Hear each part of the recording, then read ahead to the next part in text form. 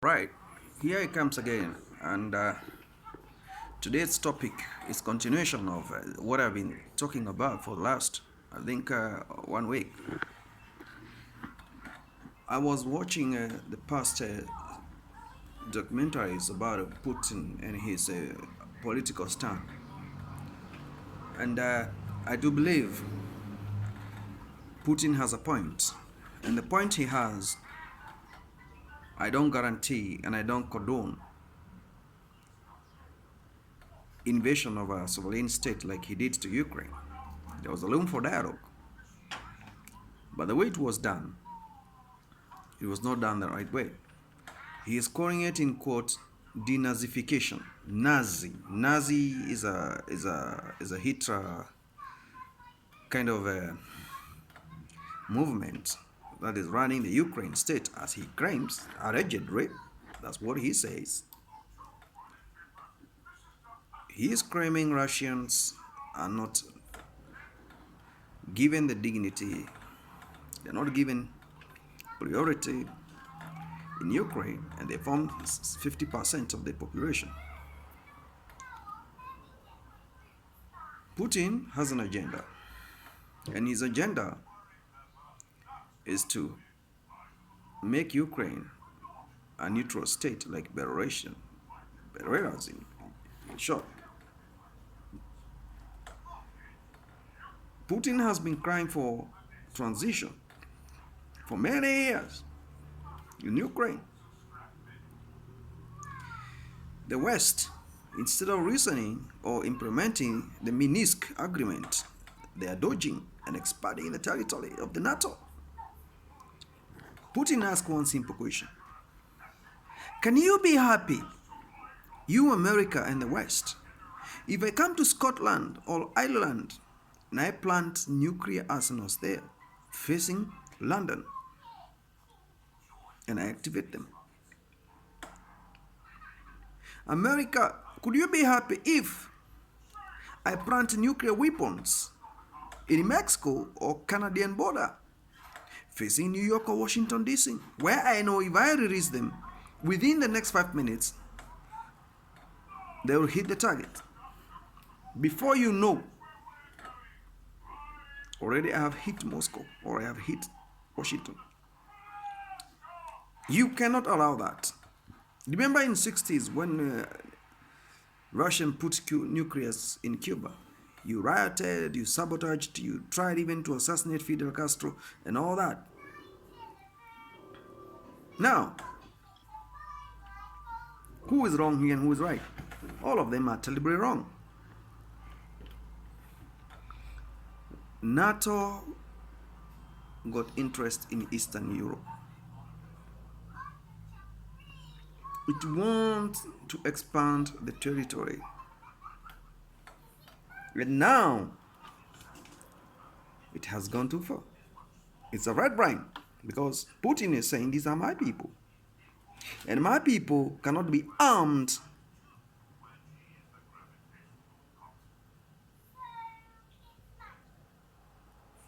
in my eyes. If I were you, I would fight too. Negotiations, diplomatic ties after ties, they have failed. He decided to invade. He cannot invade without planning for it. This is something has been planned. America, what is your point? Have you forgotten you took California from Mexico? It's a stolen land. Have you forgotten that? Do you think we don't know? Do you think we don't know? We know. You took Texas from Mexico. You think we don't know? We know. It's only that you claim to be the superpower. But Russians, they showed you they can have what you call independence and global influence. They have hypersonic missiles that can carry nuclear warhead. What you don't have, you are trying to develop it right now. Why are you praying this that again? What is your interest in Eastern Ukraine? Putin spoke out his mind and said, enough is enough. I'm pushed too far. What NATO wants in Ukraine is to put weapons and build infrastructure to surround Russia. That is it. That is it.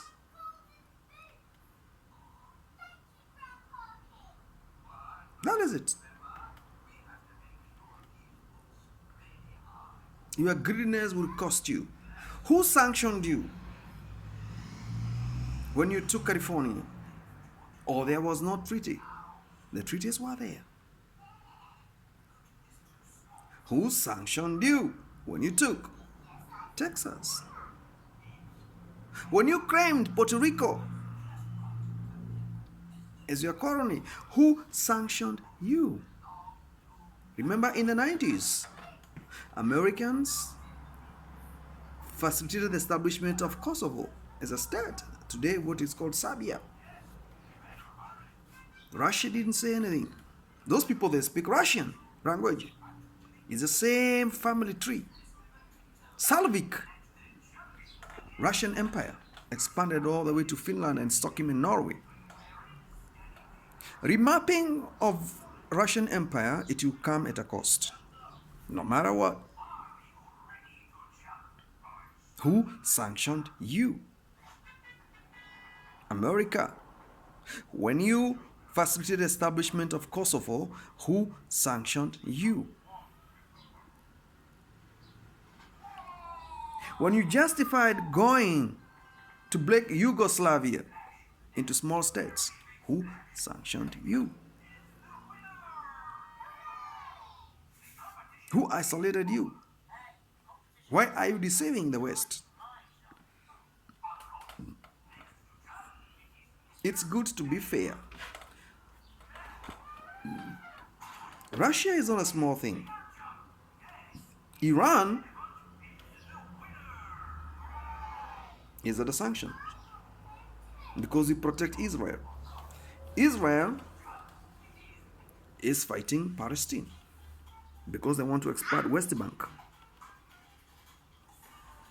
The current president in Ukraine is a Jew. So Israel has a soft home to call home. And that is why Americans, they want to arm that nation because they know it's a Jew presidency in charge right now.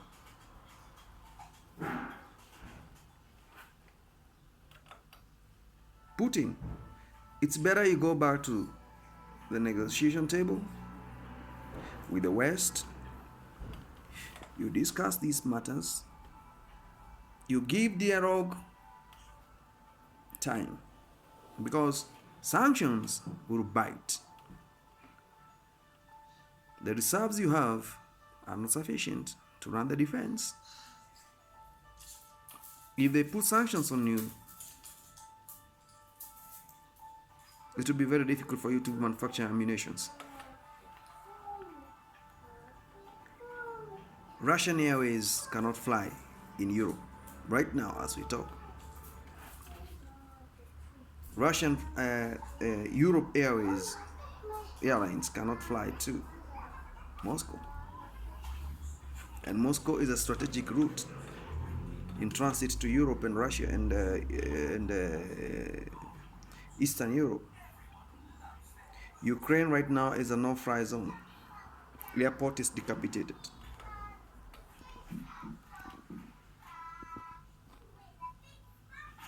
For how long will this Cold War continue? You got tired of Cold War? Diplomacy never worked. You acted militarily. Sanctions came in. Although I don't see The reason why you should be sanctioned, because you tried dialogue, it never worked. Now is the time to act. Question is, I know you say it's on a long-term project you're gonna do in Ukraine, but sustainability is the key. Sustainability is the key. Ukraine is a country of corruption, instability, ethnic crisis. You are fighting there. You angst Crimea. You are out for referendum. You rigged elections. You got Crimea. Illegitimately or legitimately. Donetsk and Luhansk, you want to do the same. Those regions and those territories, they are under Russia. Now we have the Kyiv. You are facing serious resistance. And it is serious. If Kyiv falls, what is their political agenda in Kyiv? I need answers. These are my own opinions, not anybody's opinion. It's what I believe. I air out what I see happening. There's an agency, and that agency does not necessarily come through weapons. It comes through dialogue. Democracy cannot be uprooted like that. It can't. Yeah, there are thorny issues and very stinging issues there, but there's a better way of resolving this crisis. NATO is wrong, and the chief of foreign policy should draw back his statements. Any single attempt to join Ukraine to NATO will be a direct war with Russia, and it will not end well. Russia is ready to die for Crimea, it's ready to die for Ukraine, because he says, that is my heartbeat. You cannot expand anymore. You did with Poland, you did with Latvia and Lithuania, Estonia, Romania. Now you want Ukraine. From Ukraine, Georgia. From Georgia, Kazakhstan and the rest. This will not happen. This will not happen. Not under Putin's regime. No.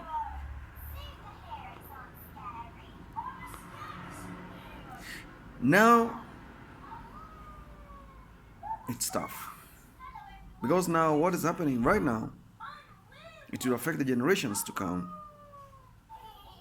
And future of tech industrial relations with Russia is lukewarm.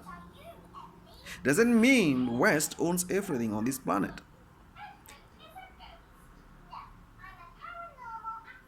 How did they get there? Russians. We have never heard of anywhere they grabbed anybody's resources on this planet and enriched themselves and used black labor. No. Europe was built by the people from Eastern Europe. They are the ones that were used. Hard labor. And some Africans during slave trades. America is built on black labor. And the wealth profit is shared by the West and the UK. It is stolen wealth. It's not a legitimate wealth. It's fake. But what is in Russia right now? There's no history of colonization. There's no history of barbaric imperialism. Nowhere. In China, the same thing. But in Europe and America, it's stolen wealth. Forced labor. So who is legitimate here? Who is legitimate? I want the answers. This is my own opinion. Hit that subscription button, like and share. I want to hear your views.